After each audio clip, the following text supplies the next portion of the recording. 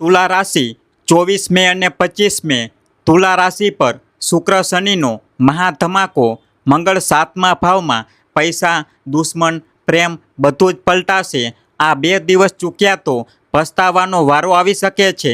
જય મા લક્ષ્મી, જય બજરંગબલી. તુલા રાશિવાળાઓ, 24 અને 25 મે 2026ના 48 કલાક તમારી જિંદગીનો ટર્નિંગ પોઈન્ટ બનવાના છે. કારણ કે આકાશમાં ગ્રહોની એવી રમત ચાલી રહી છે જે સીધા તમારા ભાગ્યનું તાળું ખોલી દેશે. ઊભા રહો, સ્ક્રોલ ન કરો, કારણ કે હું જે જણાવવા જઈ રહ્યો છું તે સાંભળીને તમે ચોંકી જશો. જો અણદેખ્યું કર્યું તો કિસ્મત હાથમાંથી નીકળી જશે. જય શનિદેવ, જય શુક્રદેવ. 24 અને 25 મે 2026ના રોજ સૂર્ય વૃષભ રાશિમાં ગૌચર કરી રહ્યા છે, જે તુલા લગ્નથી 8મો ભાવ હોય છે. 8મો ભાવ આયુષ્ય, ગુપ્ત ધન, સાસરિયા, અચાનક નફો નુકસાન અને રિસર્ચનો ભાવ છે. એટલા માટે સૂર્યના અહીં હોવાથી તમારા જીવનમાં છુપાયેલી વસ્તુઓ સપાટી પર આવશે. જ્યોતિષીય નિયમ એ છે કે 8મા ભાવનો સૂર્ય પિતા અથવા બોસ સાથે મતભેદ આપે છે. તો આ કારણે 24 તારીખે ઓફિસમાં બોસ સાથે દલીલબાજીથી બચો, નહીતર કામમાં અડચણ નક્કી છે. બુધ પણ 25 મેથી વૃષભ રાશિમાં છે અને 8મા ભાવમાં છે. બુધ ગુપ્ત શત્રુઓને ચાલને ખુલ્લી પાડે છે. તેથી અચાનક ખબર પડશે કે કોણ પીઠ પાછળ તમારું નુકસાન કરી રહ્યું છે, કોણ પીઠ પાછળ તમારી સાથે દુશ્મની નિભાવી રહ્યું છે.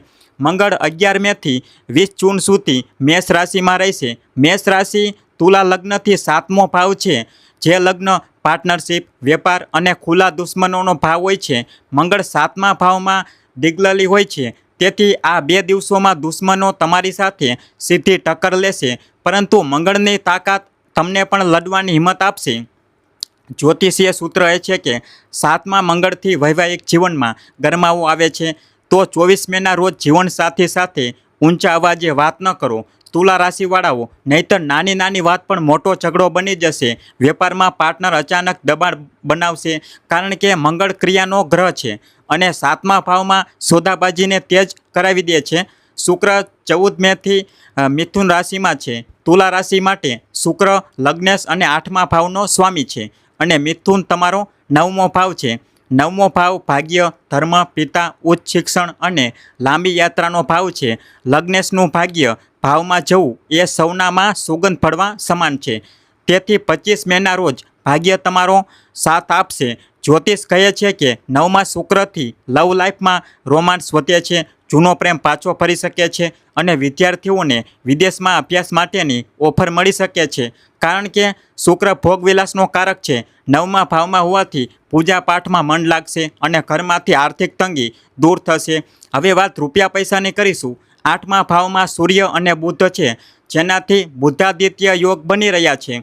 પણ 8મા ભાવમાં આ યોગ ગુપ્ત ધન અપાવે છે. એટલે કે 24 મેના રોજ અચાનક વીમો, પીએફ, સાસરિયા કે પૈતૃક સંપત્તિમાંથી પૈસા મળી શકે છે. પરંતુ સાવધાન રહેજો, 8મો ભાવ ટેક્સ અને દેવાનો પણ હોય છે. તે પૈસા તમારે ક્યાંક દેવાના ન હોય તેનું ધ્યાન રાખવાનું છે. જૂનું દેવું ચૂકવવાનું દબાણ પણ બની શકે છે અને દેવું લેવાનું પણ તમારું મન થઈ શકે છે. તો ધ્યાન રાખજો. મંગળ 7મા ભાવમાં છે અને તેની ચોથી દ્રષ્ટિ 10મા ભાવમાં છે. એટલે કે જે દ્રષ્ટિ છે તે કરિયરમાં પણ પડી શકે છે. તેથી નોકરીમાં બોસ તમારી સાથે ટાર્ગેટને લઈને કડકાઈ દાખવશે. જ્યોતિષીય નિયમ છે કે મંગળની દ્રષ્ટિ જ્યાં પડે ત્યાં સંઘર્ષ વધી જાય છે, તો મહેનતનું ફળ તરત નહીં મળે. 25 મેની સાંજ સુધી રાહ જોવી પડશે.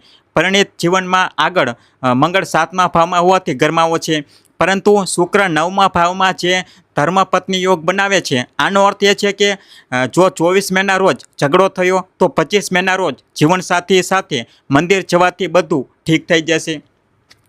જો 24 મેના રોજ જીવનસાથી સાથે ઝઘડો થઈ જાય તો 25 તારીખે મંદિરે જતા રહેજો, કારણ કે 9મો ભાવ મંદિરનો છે. તો આ વાતનું ધ્યાન રાખજો. લવ લાઈફવાળાઓ માટે શુક્ર 9મા ભાવમાં શુભ ફળ આપી રહ્યો છે. પ્રપોઝ કરવા માટેનો શ્રેષ્ઠ દિવસ 25 મે છે. જો તમે કોઈને છુપાઈને પ્રેમ કરો છો, કોઈને હજુ સુધી દિલની વાત નથી જણાવી અને દિલની વાત જણાવવા માંગો છો, તેને પોતાનો પ્રેમ અથવા પ્રેમિકા બનાવવા માંગો છો, તો તમારા માટે 25 મેનો દિવસ ખૂબ જ શુભ રહેશે. જેમના લગ્ન નથી થઈ રહ્યા તેમના માટે સંબંધ 9મા ભાવથી એટલે કે ભાગ્યથી આવશે. ફોય અથવા માસી સંબંધ પાકો કરાવી શકે છે. સ્વાસ્થ્યની વાત કરીએ તો સૂર્ય 8મા ભાવમાં પેટ, ગુપ્ત રોગ અને બીપીને વધારે છે. તેથી 24 પછી મેના રોજ તળેલું શેકેલું ન ખાતા, નહીતર હોસ્પિટલના ચક્કર કાપવા પડશે. મંગળ 7મા ભાવમાં છે, જે માથાનો દુખાવો અને એક્સિડન્ટથી ખતરો વધારી શકે છે. તો બાઇક ધીમે ચલાવો, રસ્તા પર ખૂબ જ આરામથી ચાલો, સંભાળીને ચાલો. બુધ 8મા ભાવમાં નર્વસ સિસ્ટમને નબળી કરે છે, તેથી કામમાં મન નહીં લાગે અને ચિંતા વધશે. વિદ્યાર્થીઓનું ધ્યાન ભટકશે. 8મો ભાવ રિસર્ચનો ભાવ છે.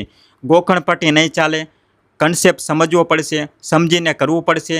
ઘર પરિવારમાં 8મા સૂર્યથી સાસરિયા પક્ષ તરફથી તણાવ રહેશે, પરંતુ 9મા શુક્રથી પિતાને લાભ મળશે. ઘરમાં આર્થિક તંગી દૂર કરવા માટે 25 મેની સવારે શુક્રના મંત્ર ઓમ સોમ શુક્રાય નમઃનો 108 વાર જાપ કરો. કારણ કે શુક્ર લગ્ન જ છે અને મજબૂત થવાથી પૈસા ખેંચે છે. મજબૂત તમારી તરફ પૈસા ખેંચાઈને આવશે. ભલે જ્યાંથી પણ આવે, કોઈ રસ્તો મળી જશે. જ્યાંથી પૈસા આવશે. દુશ્મન અને દેવામાંથી મુક્તિ માટે 24 મેના રોજ હનુમાનજીને લાભ ચોળો ચડાવી દેજો. કારણ કે મંગળના 7મા ભાવમાં દુશ્મનોને હનુમાનજી જ કંટ્રોલ કરશે. શુભ અશુભની વાત કરીએ તો 24 મેના રોજ ચંદ્ર કન્યામાંથી તુલા રાશિમાં જશે. તમારો દિવસ બપોર પછી સુધરી જશે. 25 મે પૂર્ણિમાની નજીક છે. મન ચંચળ રહેશે, પરંતુ શુક્ર મજબૂત હોવાથી શુભ જ શુભ રહેશે. અશુભ સમયની વાત કરીએ તો 24 મે સવારે 9 થી 10:30 સુધી રાહુકાળ છે. કોઈ નવું કામ ન કરતા, નહીતર ફસાઈ જશો. શુભ રંગ સફેદ અને આછો ગુલાબી રહેશે, કારણ કે શુક્રનો રંગ જ આ આદેશ આપી રહ્યો છે. શુભ અંકની વાત કરીએ તો 6 નંબર શુભ રહેશે. 24 મેના રોજ પાર્ટનરશિપમાં પૈસા ન લગાવતા. મંગળ 7મા ભાવમાં છે તો દગો આપી શકે છે. સાસરિયામાં દલીલબાજી થઈ શકે છે, તો તેનાથી બચજો. 8મો સૂર્ય અહંકાર વધારે છે અને 25 મેના રોજ લાંબી યાત્રા કરી શકો છો. 9મો શુક્ર રક્ષા કરશે. વિદ્યાર્થીઓ 25 મેના રોજ સવારે 6 થી 8 વાગ્યાની વચ્ચે ભણશે તો તે યાદ રહેશે અને તે વસ્તુઓ પરીક્ષામાં આવવાની સંભાવના પણ વધારે રહેશે. રોજ સવારે તાંબાના લોટામાં જળ અને કંકુ નાખીને સૂર્યને અધ્ય આપો. 8મા સૂર્ય શાંત થશે.